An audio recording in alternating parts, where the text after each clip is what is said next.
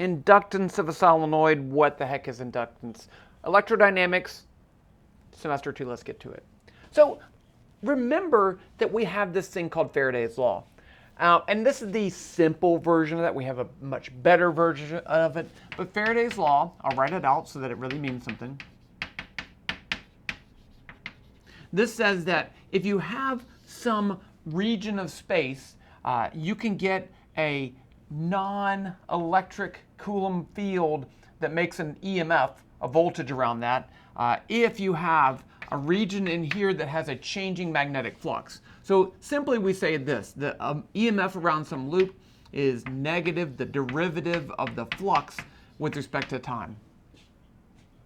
So consider the following situation. Suppose I have that loop right here, and then I have another loop over here. It doesn't really matter. And I have a current in this loop, I, and that current's going to make a magnetic field. So in this case, the magnetic field would be going into the board here, but it'd be coming out of the board over there. So we would get a flux, right? So I'll call this flux 2, and this is I1.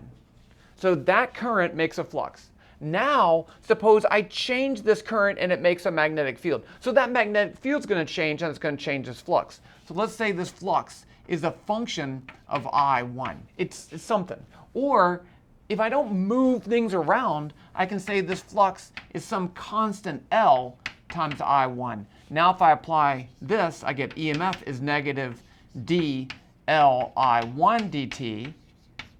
But L is a constant, so I get negative L di dt. So we call L the inductance.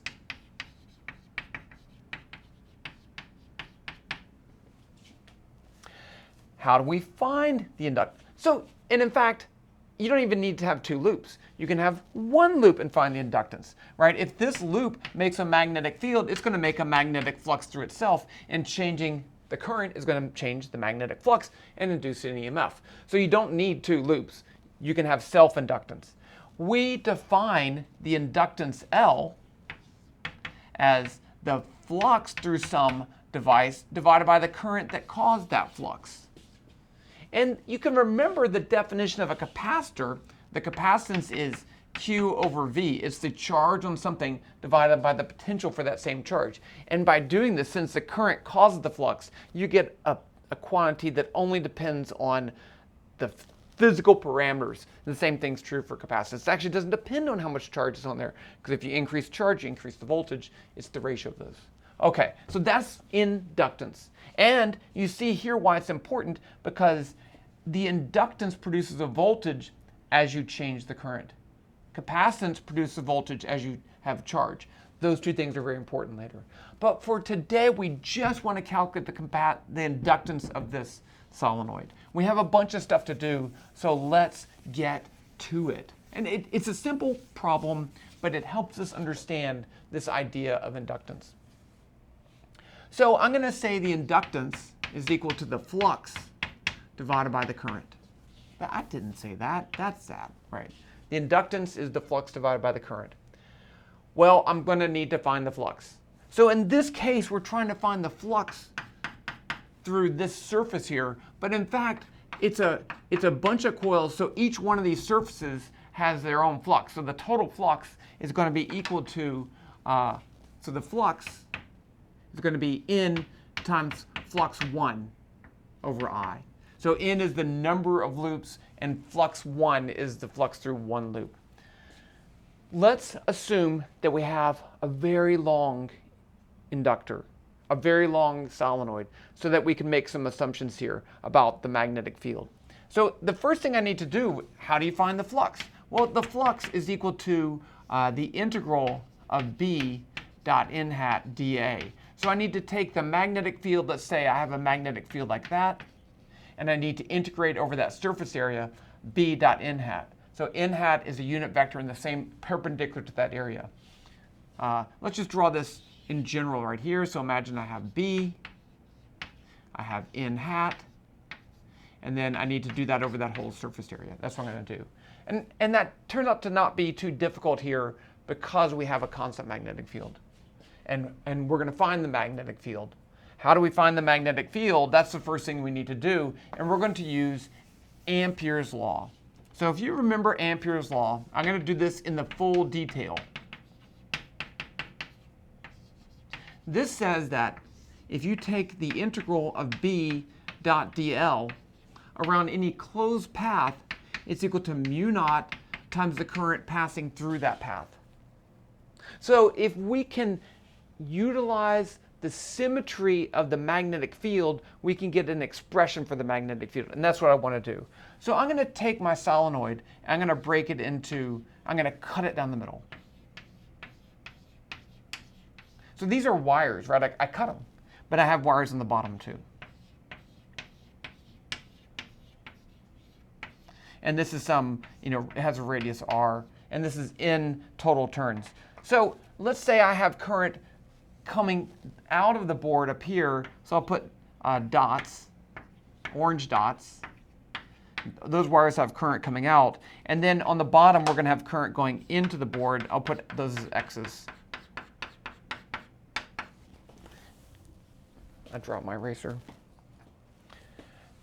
Now, if I have a really long line of these that I cut open, each one of those is going to make a magnetic field.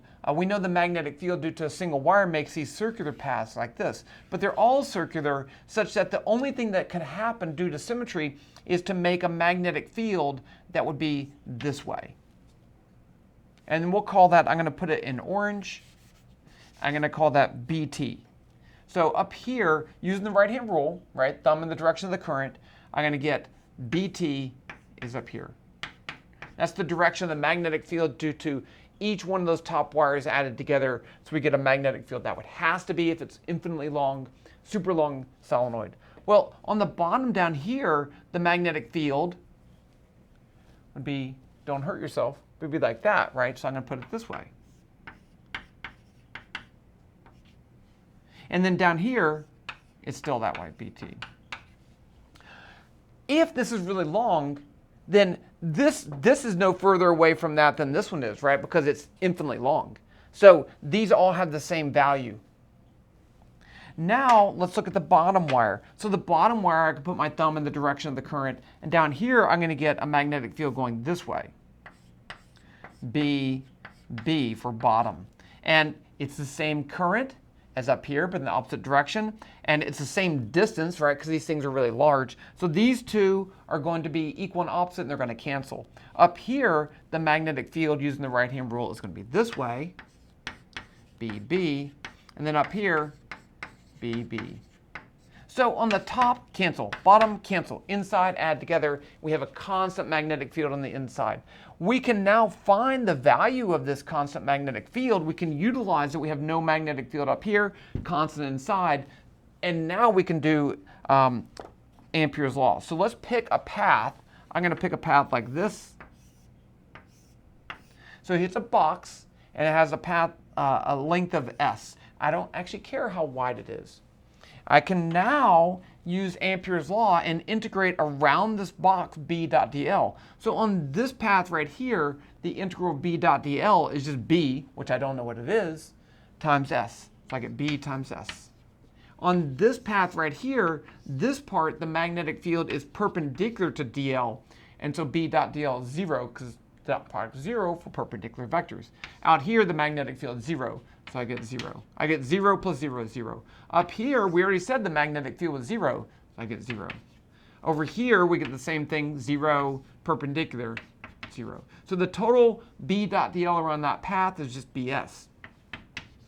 Now, on that side, I get mu naught times the current passing through this space, which is going to be equal to S times N over D. So it's going to be I, S, N over D. So remember, that's the total turns in the solenoid, and that's the length of the solenoid. You can also say N over D is equal to lowercase n, which is the turns per unit length. You'll see it both ways. Okay.